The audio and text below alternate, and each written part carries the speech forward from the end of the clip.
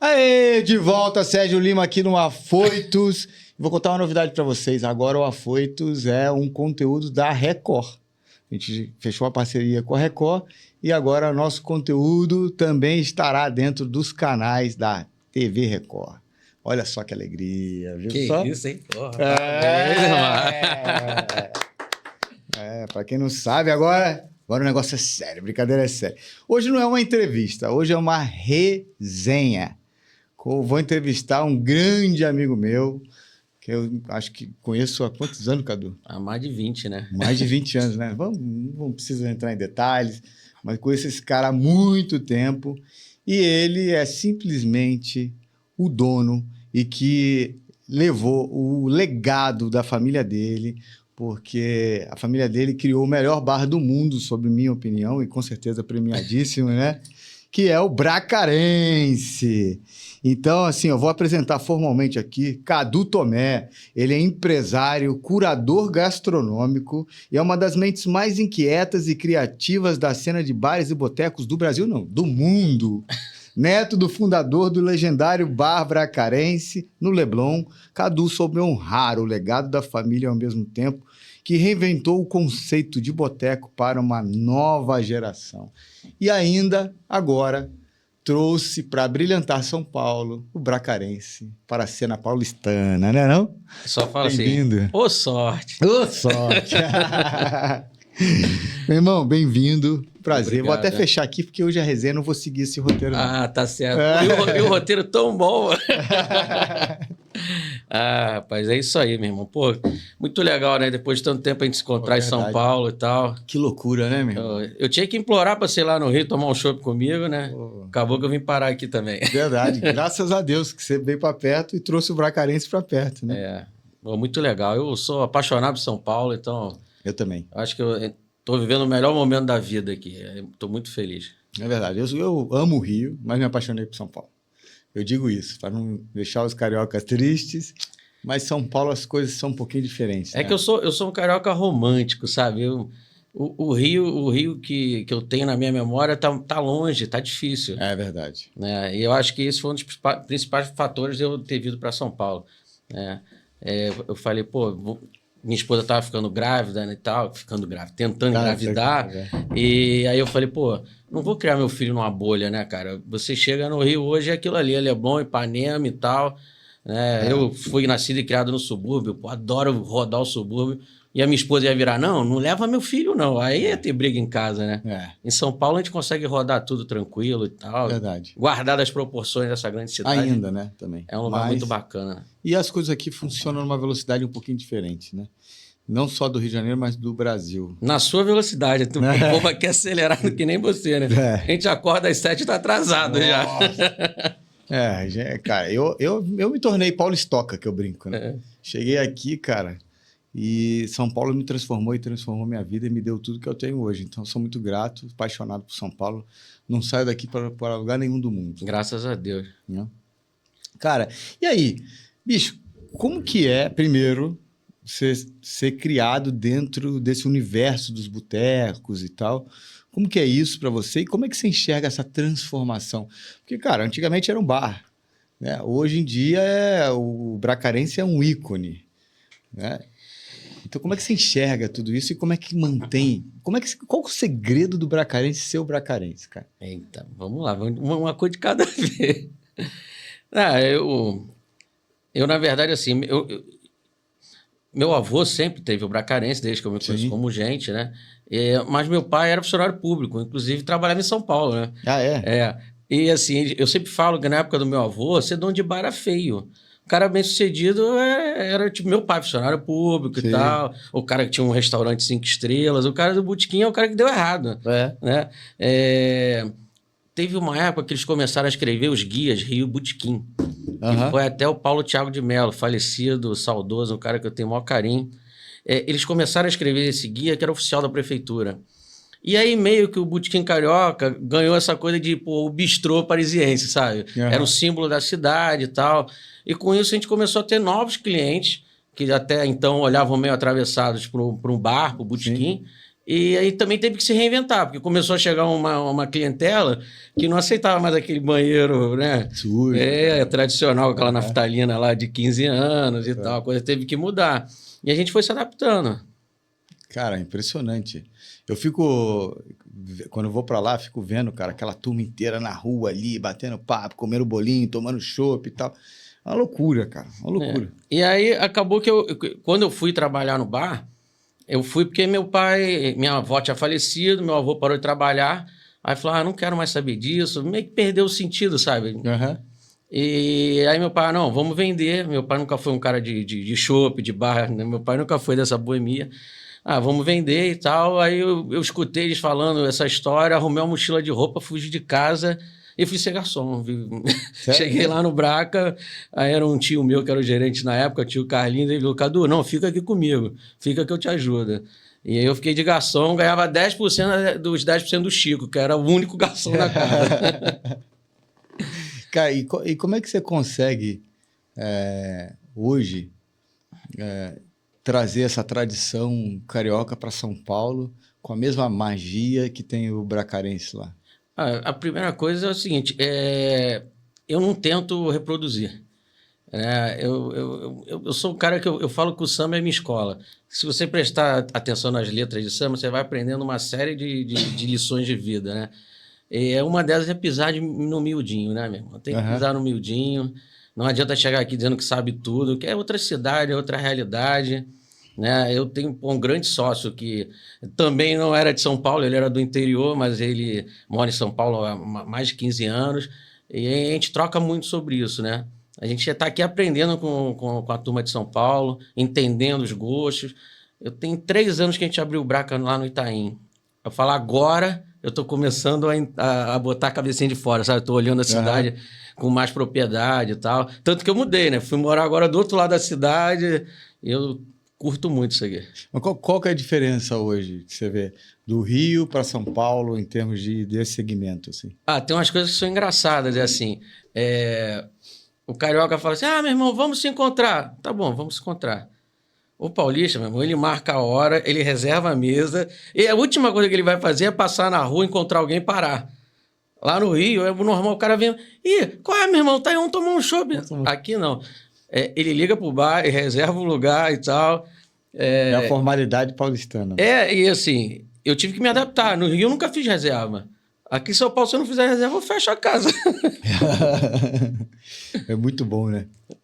E outra coisa, qual que é o segredo do chopp do bracarense? É diferente. Você faz alguma coisa diferente lá, cara.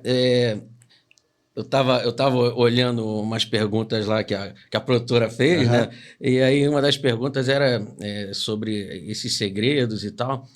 E eu tava pensando o seguinte, cara, a gente, para ter um bar hoje, para ter um negócio, a gente tem que entender de tanto assunto, de tanta coisa. Aí eu virei e falei assim, para ter o conhecimento de cozinha que a gente é quase um químico, tem que entender as reações todas, tem que entender uma série de coisas. No próprio chopp você usa muito da parte química e usa muito da engenharia. Né? Hoje, os sistemas de chopp que eu uso nas casas é um negócio muito louco que eu meio que inventei, é híbrido. Entendi. A gente usa uma parte que é aquele gelo tradicional, a gente fala que é quase o forno a lenha da pizza, né? Aquela coisa bem raiz, mas isso ligado a uma série de sensores que controlam temperatura, que controlam essa parte de nitrogênio e tal. É toda uma ciência, né? O negócio é diferente mesmo. Mas eu só faço isso, né, Serginho? É que nem tu, pô. Tu é o maior publicitário do país. Pô. Mas bom ter amigo, né? Não, mas não é verdade. Você não estuda pra caramba pra conseguir isso. É verdade. Você tem teus indicativos, tem teus números e tal. A gente também. Eu bebo quase todo dia. Mas Pra sair daqui, a gente vai ter que tomar uma, né? Temos que tomar uma. Fala, esse café não dá, não. Mas se a gente se propõe a fazer alguma coisa, a gente tem que pesquisar muito, cara. Eu pesquiso todo dia, eu não paro. viaja o Brasil todo, tem sempre alguma coisa para conhecer. Eu curto, eu vivo o Botequim, né? Tem que criar o podcast do Braca, hein? Só você que é bom nisso. Se você mandar, a gente faz. Pô, imagina, cara. Imagina cada história, cara. Vai ser o Shopcast. Shopcast. Imagina a quantidade de história, meu irmão. Era legal, né? A gente pegar depoimentos de clientes, de pessoas de que gente frequentam a casa. Que ama o Braca e tal. É muito legal. O balcão do Botequim é uma resenha de um jeito, né, cara? Eu falo que tudo que eu aprendi no balcão. Essa é a minha maior faculdade. E vem cá, e qual que é o maior desafio hoje desse segmento de gastronomia? Você pensa em expandir e ir para outros segmentos do ramo? A minha ideia é ter mais casas e tal. Um dos motivos de vir para São Paulo foi esse. A verdade é que o cara pequenininho hoje, cara, a tendência é ele ser engolido. Se ele não se associar, não criar grupos para poder comprar junto, fazer negociações bancárias, uma série de coisas junto, ele vai ser engolido. Porque as margens estão cada dia menores. Se você não tem uma escala, você vai ficar espremido, cara. Você sabe que, já aproveitar, eu vou até fazer uma intimação. Sabe que hoje eu sou sócio do Mark, que é o dono da GSH, que administra o Allianz, Mineirão e tal, num braço que a gente fez de aceleração e franquia. E aí eu já vou te falar, fazer um desafio, vou propor para o Mark. Vamos abrir um bracarense dentro do Allianz? Eu ficaria feliz. Eu, como bom vascaíno, né, cara? Ali, todo irmão, tudo em casa. E chopp é que não vai faltar lá, né? Não, eu vou levar um bolinho de carne, né? Aquela purpetinha da vovó, bem italiana. Exato. Pronto, tá tudo certo. Porque tem que esperar liberar a bebida alcoólica dentro do estádio, mas isso vai acontecer. Isso é uma briga, cara. Isso é uma briga. Eu sempre levanto essa bandeira, né? Porque a galera bebe fora e já entra bêbado. Tem menor sentido. Você pega a gente que fala que o Rio tem essa bagunça, tem isso tudo. Lá o povo bebe e não arruma problema por causa de bebida, né? Exato. Não tem isso. Exato. Isso é uma coisa bem diferente, né? As torcidas no Rio, apesar de toda essa resenha, são muito mais unidas do que aqui, né? Se bem que eu vou te falar, a gente colocou para passar jogo no bar e tal, e todo mundo, vai dar confusão, vai dar problema. É nada, a resenha é a mesma. Né? O pessoal confraterniza, um sacaneia o outro. É um ambiente, né, também, cara, né? Você pega um ambiente bacana, um ambiente familiar, do bracarense, você vai, só tem gente lá. E os estádios, né? A própria estrutura do Allianz, né? Cada dia é mais família, um programa de família. Total. Não, a gente não vê mais briga lá, vê briga na rua, né? E aí os caras bebem, usam droga, entram no estádio, saem do estádio, continuam bebendo, mas lá, e aí deixa de faturar também. Esse cara que arruma briga, ele não é um torcedor comum, né, cara? Ele é aquele cara, torcida organizada para arrumar bagunça, para arrumar confusão, ele vai arrumar em qualquer lugar, né? É verdade, é verdade. E mesmo a gente falando que se apaixonou por São Paulo e tal. Qual o principal desafio, tanto para viver quanto para fazer negócio, a diferença entre Rio e São Paulo? Vamos lá. O custo em São Paulo é muito alto, né, de ocupação, né? Uma das coisas que me fez vir para São Paulo foi que entrou a pandemia. Entrou a pandemia, o custo de ocupação diminuiu, aí eu falei, a chance que eu tenho de chegar agora. Primeiro o bar no Itaim, o custo para chegar no Itaim era absurdo. Altíssimo. E aí depois que a gente vai entendendo que São Paulo tem meia dúzia de Leblons, né? Não tem só o Itaim, né? Itaim é um Leblon, né? A gente tem muito lugar bacana, com poder aquisitivo, com bastante circulação de pessoas, lugares bem viáveis para abrir, né?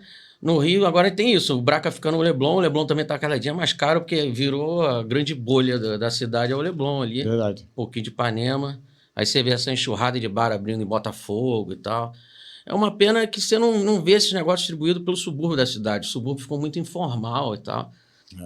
E aí você concorrer com um cara informal é o fim do mundo, né? Entrevistei um amigo meu, o Rodrigo Valverde, e ele estava me dando uma dimensão que eu fiquei assustado. Que o tamanho da economia informal é do tamanho da economia formal, segundo dados. Eu vi uns dados que mais de 50% da cidade do Rio hoje é considerada favela. Cara, isso é o fim do mundo. Porque, assim, favela, querendo ou não, você tem aquela... o cara não paga luz, não paga água. E essa conta vai chegar para alguém. Alguém vai ter que pagar essa conta, né? E, na verdade, todo mundo paga através do poder público, né? A gente acaba pagando imposto. Uma das grandes dificuldades para a gente hoje é a Bolsa Família, cara. Bolsa Família... Para arrumar empregado, né? Não, é muito, muito, muito difícil. Porque o cara, quando começa, não adianta... A gente tem uma geração que é muito ansiosa. A garotada hoje, né? O cara chegou, fica vendo TikTok como é que é o Instagram, ele acha que ele tem que ter uma Ferrari com 30 anos, né? Ele acha que tem que andar com Rolex. Pô, meu, calma, não é assim, né? Vai, pisa devagarzinho, vamos. O cara quer chegar ganhando... Não dá. É primeira base. Aí você vai se mostrando, um bom funcionário e tal, vai ganhando... Você tem que fazer carreira, né?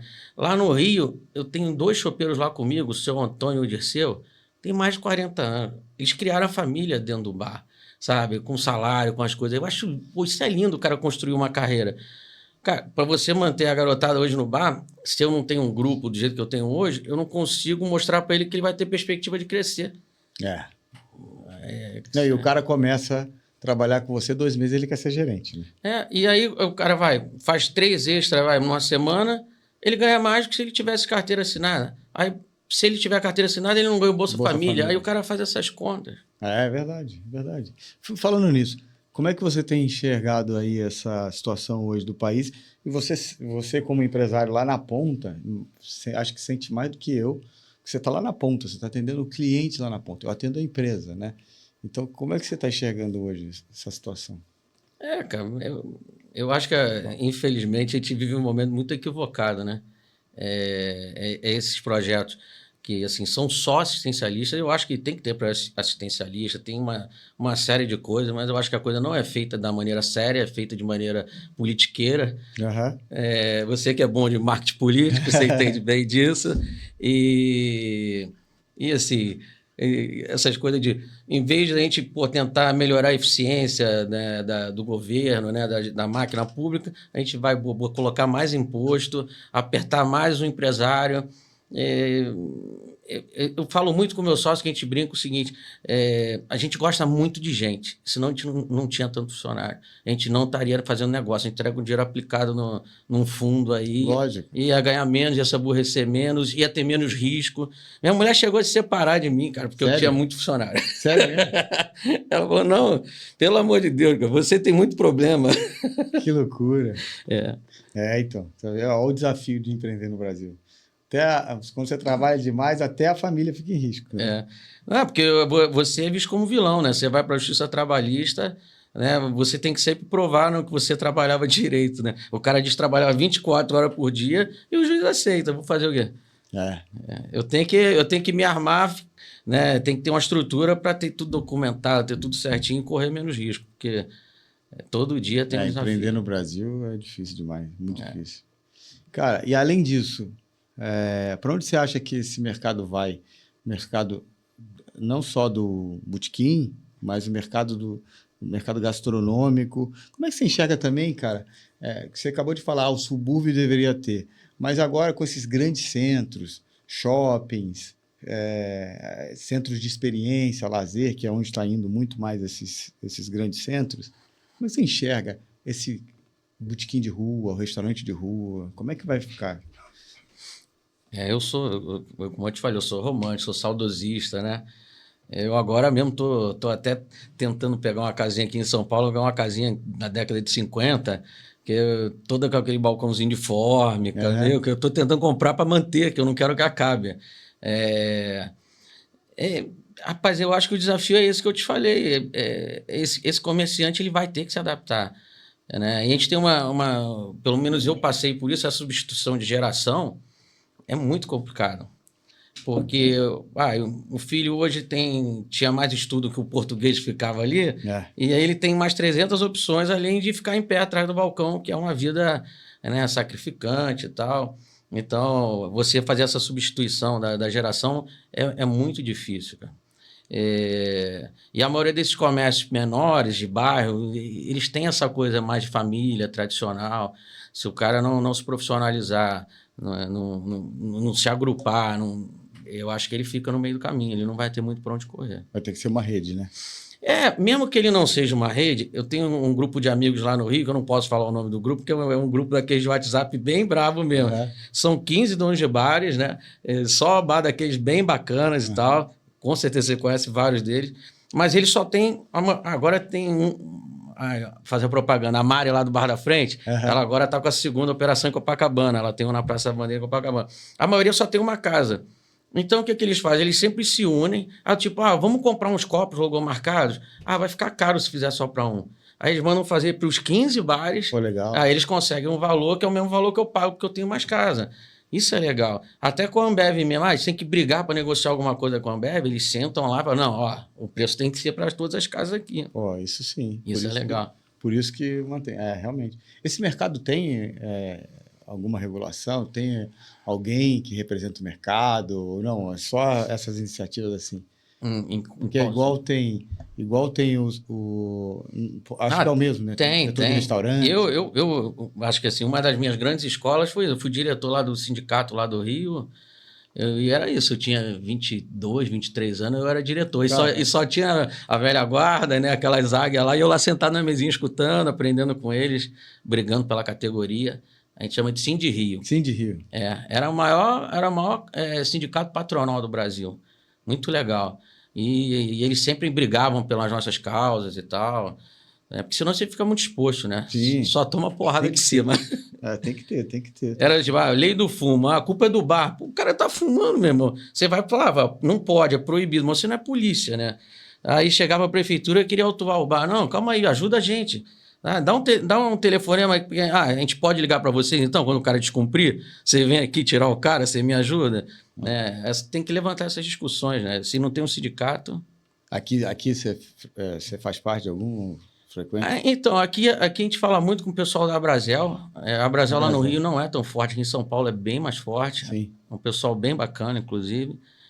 A gente fala com uma outra rapaziada que é um sindicato aqui, que eu não vou recordar o nome. Um pessoal bem bacana, a gente vive se encontrando também, para tomar um chopp, falar uma besteira. O Rio é muito mais unido em termos de bares, restaurantes, o povo é muito mais unido. Mas aqui em São Paulo eu já achei uma turminha bacana também, estamos fazendo esse trabalhinho, eu gosto de andar junto.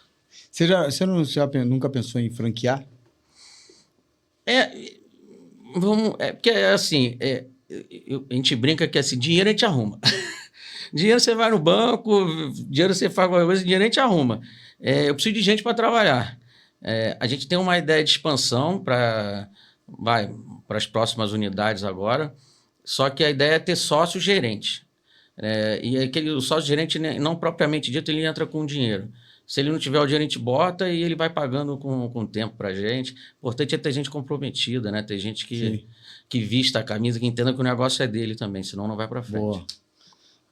Cara, eu acho que isso daí funciona muito, e funcionou em alguns... O próprio McDonald's, quando começou a expandir, o cara tinha que botar a barriga lá no balcão. Eu acho que quem fazia muito isso era o Outback, eu não sei como é que tá. Também. É verdade. Mas eu acho que o Outback era mais ou menos essa linha. Eu tenho um cliente, grande amigo meu, e a gente está fazendo negócio junto agora, que é o Gabriel Carvalho, dono da churrascada, um dos caras que trouxe o Burger King para cá. Você conhece o Gabriel? Conheço bem. Gênio. Gênio, né? Cara maravilhoso. Maravilhoso. Outro dia eu fui lá no sítio dele. Ô, Cadu, e o samba? Como é que você está fazendo para suprir a necessidade do samba aqui em São Paulo? É a mesma coisa? É diferente? Como é que é? A rapaziada do samba do Rio está sempre em São Paulo. Né? A turma, inclusive, tem sambistas do Rio que moram em São Paulo e vão para o Rio ver a família, sabe? Porque aqui tem muito mais opção de show, os cachês são melhores, então a turma está sempre por aqui. E aí, quando a rapaziada está aí, vai sempre tomar uma comigo no bar, então a gente coloca o papo em dia. Quando eu vou para o Rio, vou lá no Beco do Rato, vou no Omar, vou ver os amigos lá, e aí mata a saudade, está tudo em casa. Vocês fazem eventos também? A gente tem feito rodas de samba, né? Inclusive agora na casa lá da Zona Norte, de Santana, a gente faz a cada 15 dias, quartas-feiras, a gente faz um samba sem microfone, que é para parecer que está no quintal de casa, como se fosse, né, aquela casa na ilha lá no subúrbio. Uhum. Aí a rapaziada faz no gogó, na palma da mão. Pô, é outra coisa. A gente sente, sabe, aquele tipo de coisa que a gente vai deixando de ter. Agora é tudo amplificado. Aí o cara do cavaquinho fala assim, sobe o meu cavaquinho aí. Aí chega o cara do pandeiro, não, aumenta o pandeiro, eu não tô escutando o pandeiro. Aí o cara fala, não, quando você vai ver, tão embaralhado, tudo alto pra caramba. É muito mais legal quando é assim, raiz. Ela precisou lá conhecer, pô. Onde que fica? Fica em Santana, na Augusto Tolli, 253. Augusto Tolli, 253. Vou lá conhecer. É bracarense também. Eu fico brincando, a turma do Rio fica chateada comigo, eu falo que Santana é a Tijuca que deu certo. E é bom, né, cara? Santana é perto da Casa Verde ali, tem aquela Brasleme ali e tal. Tem o Horto, né, que é muito legal. Você sabe que a minha agência, a primeira agência, começou ali em Santana, na Voluntários da Pátria. Olha como é que o mundo Um predinho ali, um predinho espelhado, assim, pequenininho ali, que tem na subida da Voluntários. Não lembro qual que é a que cruza ali, mas, cara, foi ali. Cara. É pertinho do Braca. É? Pertinho. Na Voluntários da Pátria é perto do Braca. Bom, vou lá conhecer. É. Cara, e como é que faz aqui a diferença para conciliar tudo isso que você está fazendo hoje com a família? Que você falou que a mulher largou por causa de funcionário, como é que está sendo? Então, uma das coisas que me fez vir para São Paulo foi esse sentimento que eu precisava crescer. A gente precisava crescer. Para crescer, eu precisava arrumar alguém que tivesse comigo, compartilhasse das mesmas ideias e me complementasse, né?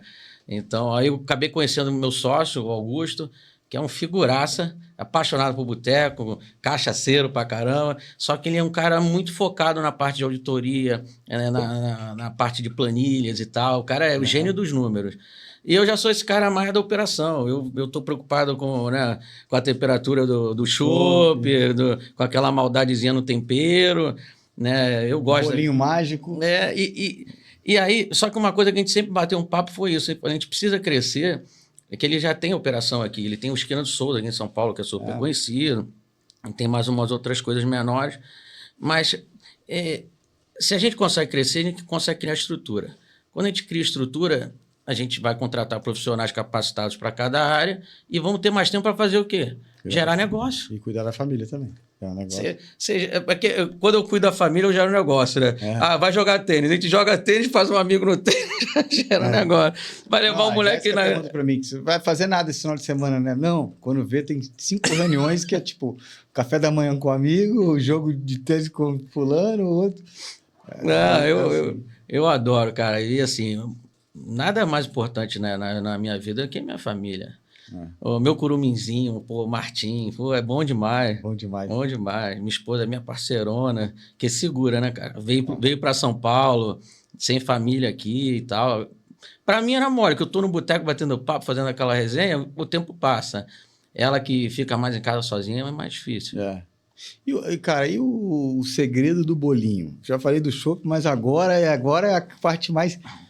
É uma coisa sobrenatural aquilo ali, cara. Quem não provou, quem não experimentou, vá ao Bracarense. Pede o bolinho, qualquer. E o chopp. E depois me conta. Você tá falando mais do bolinho de camarão, né? Claro, lógico. Mas qualquer um. O bolinho de camarão a gente apanhou aqui em São Paulo, cara. Sabe por quê? Tem uma história bacana que a massa dele é de aipim.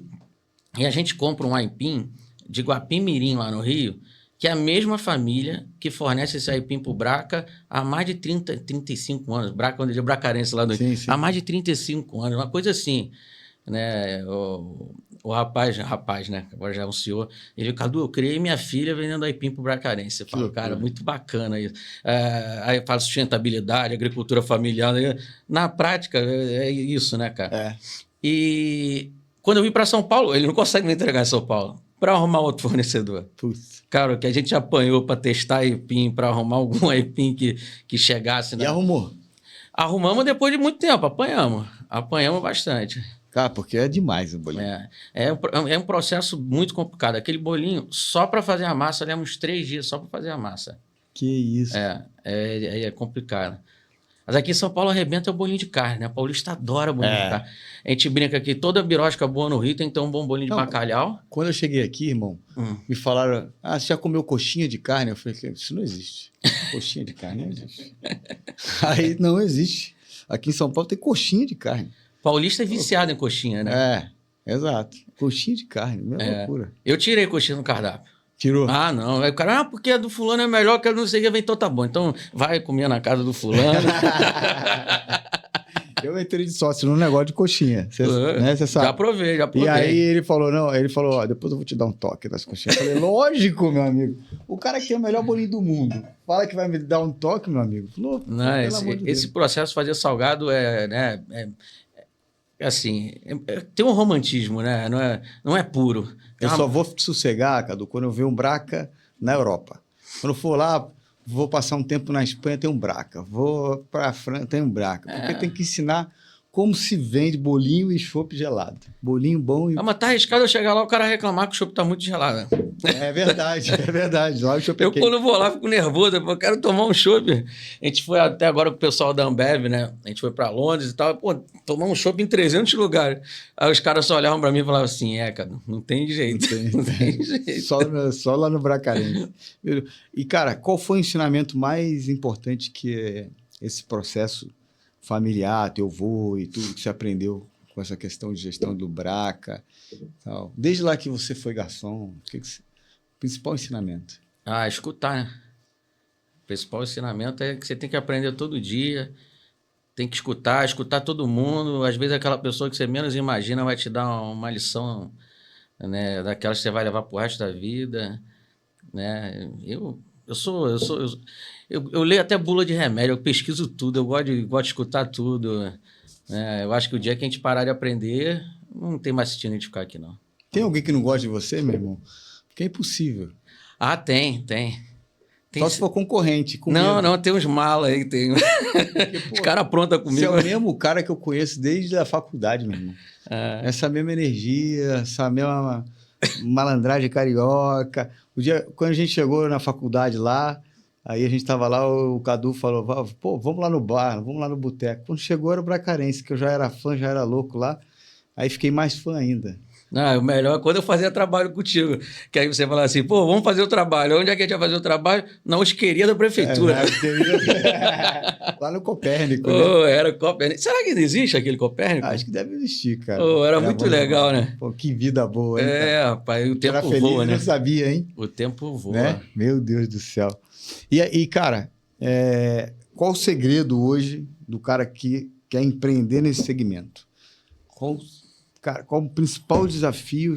Eu quero abrir um botiquinho ou eu quero abrir um restaurante. O que você falaria para o cara sentar na tua casa e falar, pô, me ajuda? Eu vou usar aquela frase que meu sócio fala, que eu já falei, que é que primeiro tem que gostar de gente. Né? O cara que for mexer com comércio, com gente, vai ter 300 funcionários, vai lidar com mais 3.000 pessoas. Se ele não gostar de gente... Nem tenta. Nem tenta. E, bicho, estudar muito. Mas estudar muito porque, assim... Não é só que nem o cara se forma em chefe. Eu sou chefe agora, não sei o quê. Vou abrir um restaurante, vou abrir um bar. A comida é uma ponta desse tamanho. Né? Você tem que entender de marketing pra caramba. Você tem que entender de direito, você tem que entender de contabilidade. E tá cada dia mais difícil. O segredo do restaurante, a maioria dos restaurantes, tirando os Michelins e tal, é girar a mesa, né? Mesa. E o boteco? Boteco, quanto mais gente, vai girar a mesa. O povo só vai em bar que tá cheio, né? O bar tiver vazio, o cara não. Assim, girar a mesa é o grande lance, mas nem sempre é fácil. Porque girar a mesa e manter cheio, a diferença é de um restaurante que tem lá... Meu avô, quando eu fui trabalhar no Bracarense, a gente tinha uns banquinhos que eram muito ruins, eram muito desconfortáveis. E aí, eu com toda aquela sabedoria, achando que que era o cara, avô, mas por que tu usa esses banquinhos que não botou uma cadeira direita aqui e tal? Aí ele só falava assim, caralho, porra, Cadu, presta atenção, botaram uma cadeira confortável, o cara vai sentar, ficar aí o dia inteiro sentado e tal. E não sai. Esta cadeira é o seguinte, ele sentou, começa a beber e ele bebe bem durante 1 hora, 1 hora e meia. Depois disso ele vai enrolar. e as pernas já não aguentam, vai incomodar e tal, não sei o que, ele levanta e dá lugar para outro. Sabedoria. Aí, Sabedoria. agora lá em Santana tem o bar do Luiz, do Luiz Fernandes, que é super famoso, e o bar do Luiz usa a mesma cadeirinha, né? Mesma cadeirinha. Eu já sei a tática, não preciso nem perguntar pro Edu, eu já sei a tática. A tática é ser desconfortável pra girar, cara. Isso é bacana, faz parte. Muito eu não sento, então eu vou ficar lá enchendo o saco 3 horas, 4 horas. Esse final de semana eu vou chegar lá. Vai chegar lá? Vou chegar. Vou falar com a Jéssica. Vai no Gaúcho, né? Tem que ir lá no Gaúcho. Tem que ir lá no Gaúcho. Tem que levar a Jéssica lá de novo. O Gaúcho é Cara, que coincidência. É o lugar preferido do meu curuminzinho, do Martim. Ele chega, papai, eu quero ir lá comer coração. Aí eu falo pra mãe, eu nem queria, não fui eu. A gente podia ir lá e depois tomar um chopp. Tá certo, vamos. Né? Vamos, tá marcado. É isso aí, cara. Cadu, quero que você deixe uma mensagem aí pra quem tá assistindo a gente aqui no Afoitos. Deixa um ensinamento daqueles que só um bom carioca de botequim pode deixar. Meu irmão, agradece a Deus todo dia, toma um banho gelado, vai pra guerra, porque as coisas não caem do céu, não. Isso é o mais importante. Vamos que vamos, né? Que vai dar certo. Tem que estar sempre com pensamento positivo. Sempre, meu irmão. Sorte! Eu nem queria. A gente fica aqui com mais um episódio do Afoitos com meu grande irmão Cadu, de mais de 20 anos. Esse aqui foi uma resenha. Espero que você volte mais para contar da expansão do projeto. Quero poder te ajudar, ser útil, te servir lá, porque eu acredito muito na energia. A gente não se conhece, se cruzou novamente à toa. Então, muito obrigado pela presença aqui. E você que está assistindo, clica no sininho, compartilha, espalha esse conteúdo, porque a gente faz com muito carinho para que você possa se divertir e aprender, tá bom? Então, até o próximo episódio de Afoitos.